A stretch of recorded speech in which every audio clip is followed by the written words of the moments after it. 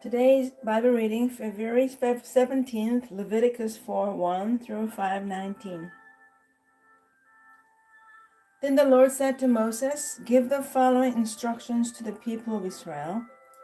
This is how you are to deal with those who sin unintentionally by doing anything that violates one of the Lord's commands. If the high priest sins, bringing guilt upon the entire community, he must give a sin offering for the sin who has committed. He must present to the Lord a young bull with no defects. He must bring the bull to the Lord at the entrance of the tabernacle, lay his hand on the bull's head, and slaughter it before the Lord. The high priest will then take some of the bull's blood into the tabernacle, dip his finger in the blood, and sprinkle it 7 times before the Lord in front of the inner curtain of the sanctuary. The priest will then put some of the blood on the horns of the altar for fragrant incense that stands in the Lord's presence inside the tabernacle.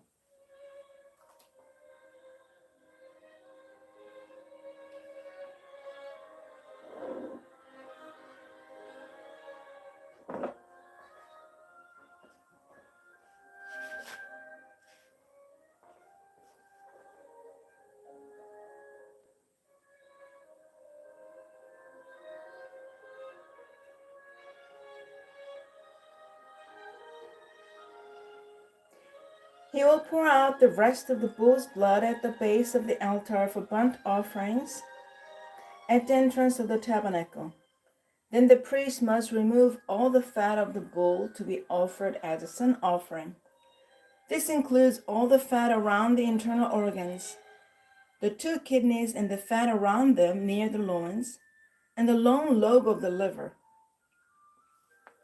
He must remove these along with the kidneys, just as he does with the cattle offered as a peace offering, and burn them on the altar of burnt offerings. But he must take whatever is left of the bull, its hide, meat, head, legs, internal organs, and dung, and carry it away to a place outside the camp that is ceremonially clean, the place where the ashes are dumped. There on the ash heap, he will burn it on a wooden fire. If the entire Israelite community sins by violating one of the Lord's commands, but the people don't realize it, come aware of their sin, the people must bring a young bull as an offering for their sin and present it before the tabernacle. The elders of the community must then lay their hands on the bull's head and slaughter it before the Lord. The high priest will then take some of the bull's blood into the tabernacle, dip his finger in the blood, and sprinkle it 7 times before the Lord in front of the inner curtain. He will then put some of the blood on the horns of the altar for fragrant incense that stands in the Lord's presence inside the tabernacle. He will pour out the rest of the blood at the base of the altar for burnt offerings at the entrance of the tabernacle. Then the priest must remove all the animal's fat and burn it on the altar, just as he does with the bull offered as a sin offering for the high priest. Through this process, the priest will purify the people, making them right with the Lord, and they will be forgiven. Then the priest must take what is left of the bull and carry it outside the camp and burn it there, just as is done with the sin offering for the high priest. This offering is for the sin of the entire congregation of Israel.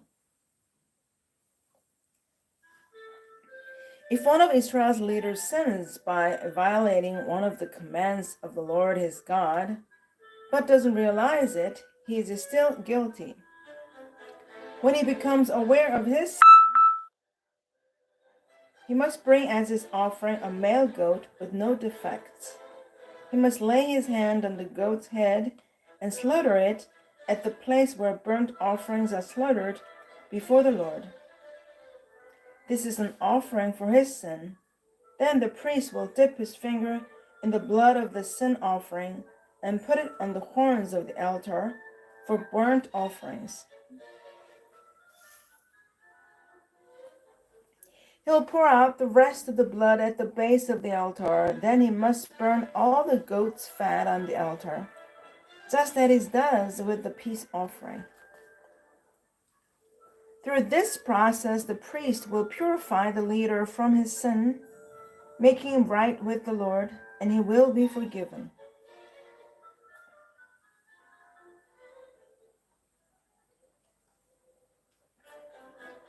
If any of the common people sin by violating one of the Lord's commands, but they don't realize it, they are still guilty.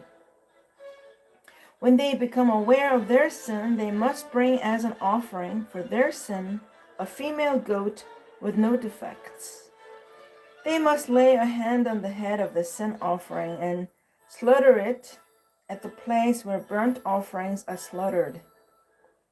Then the priest will dip his finger in the blood and put it on the horns of the altar for burnt offerings. He will pour out the rest of the blood at the base of the altar.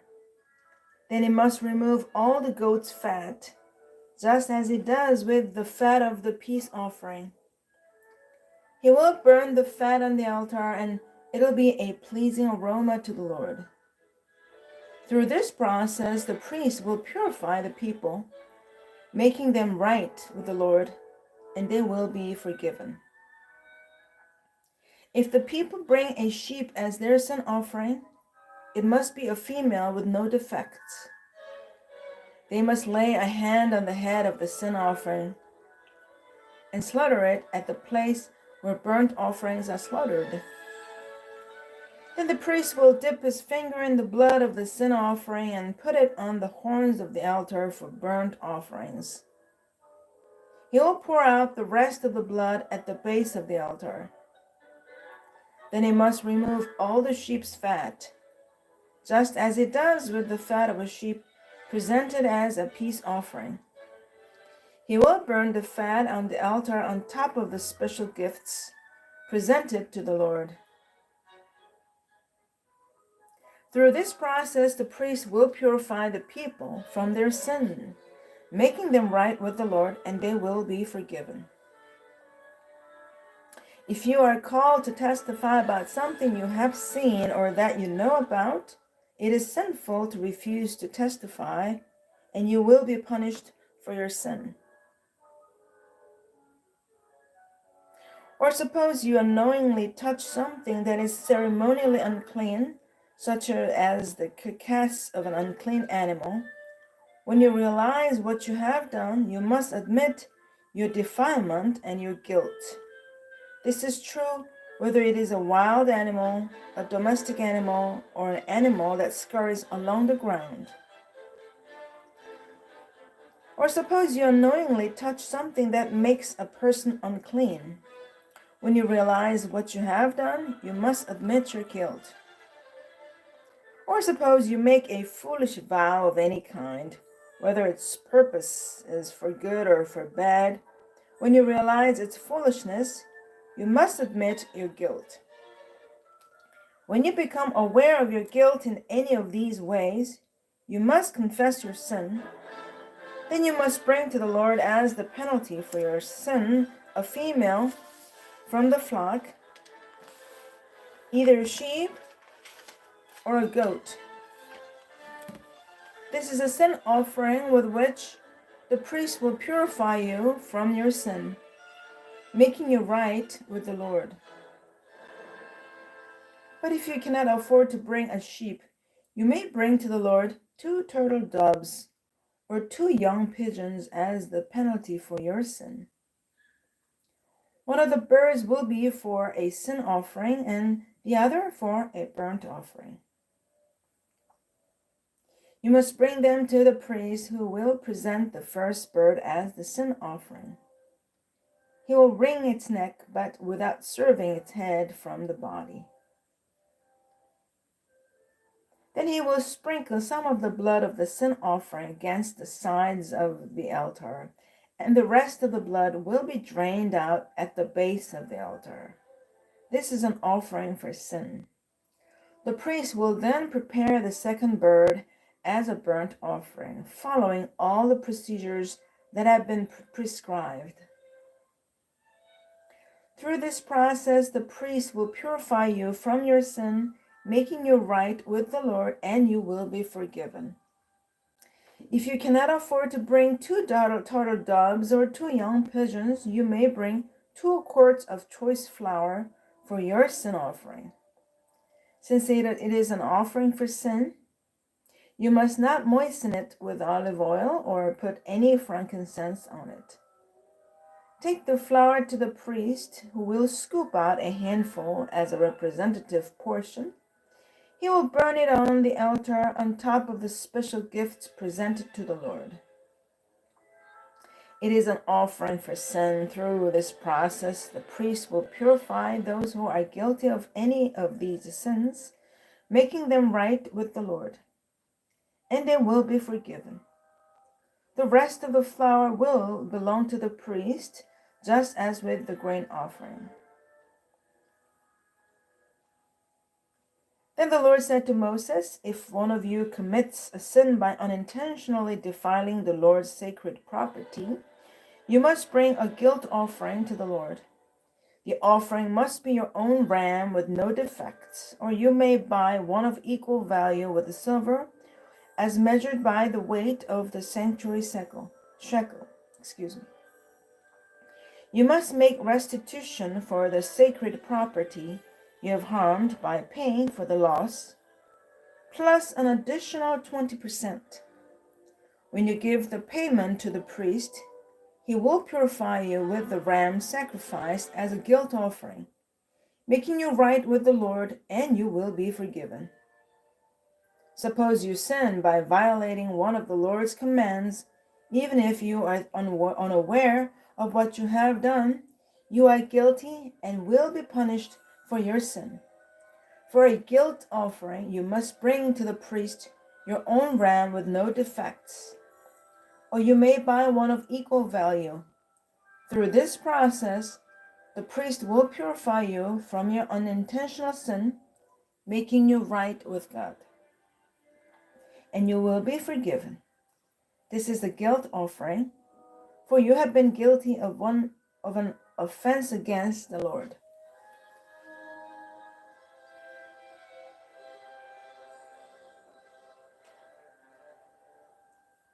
Now let's go to the New Testament, Mark 2:13 through 3:6. Then Jesus went out to the lake shore again and taught the crowds that were coming to him. As he walked along, he saw Levi, son of Alphaeus, sitting at his tax collector's booth. "Follow me and be my disciple," Jesus said to him. So Levi got up and followed him. Later, Levi invited Jesus and his disciples to his home as dinner guests, along with many tax collectors and other disreputable sinners. There were many people of this kind among Jesus' followers.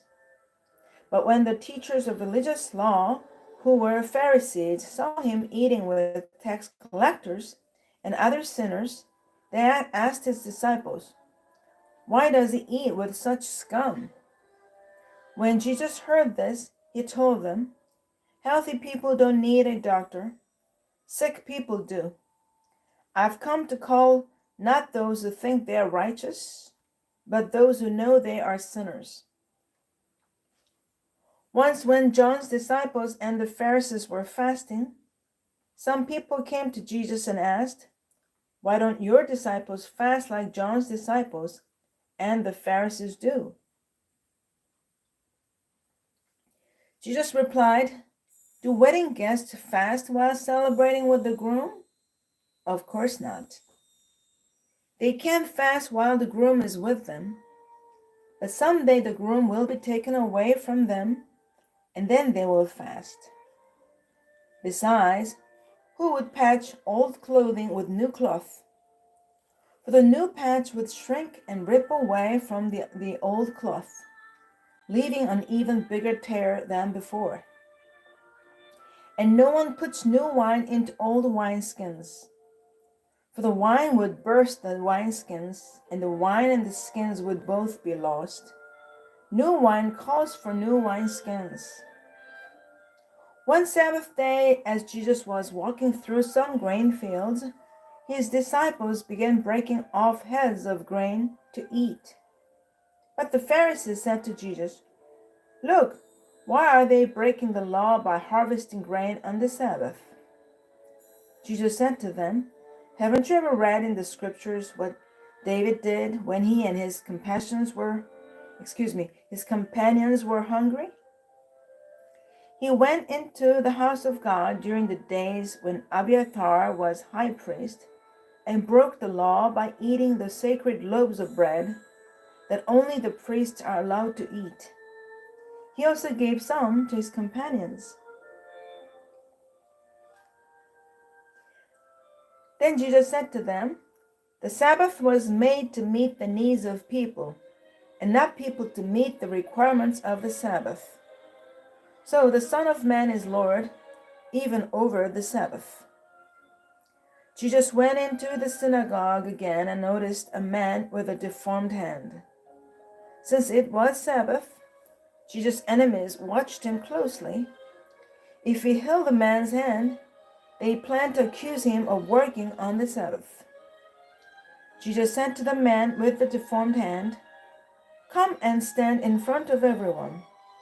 Then he turned to his critics and asked, "Does the law permit good deeds on the Sabbath, or is it a day for doing evil?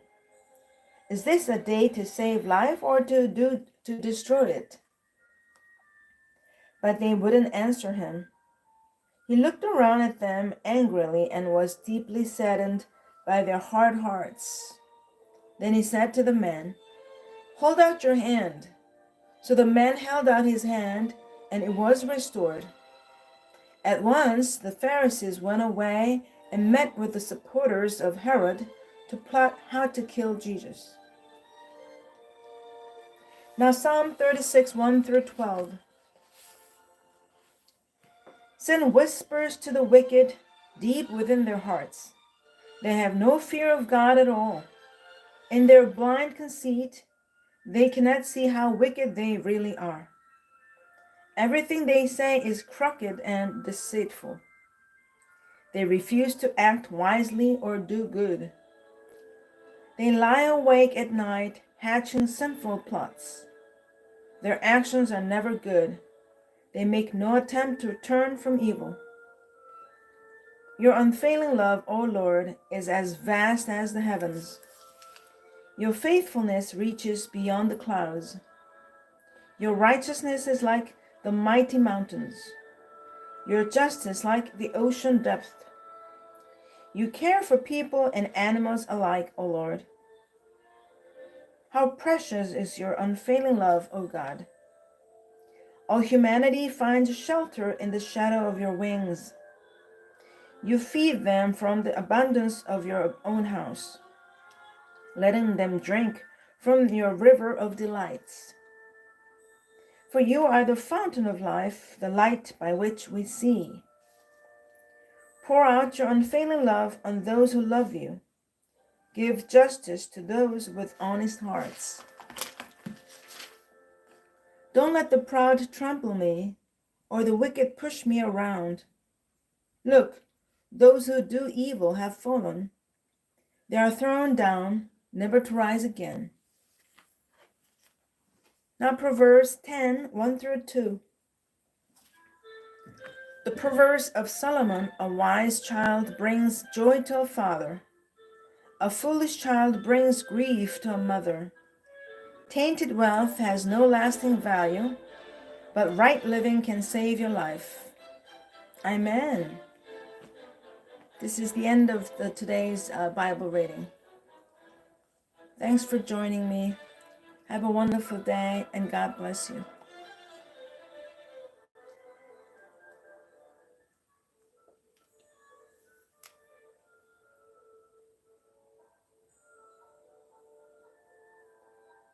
See you tomorrow.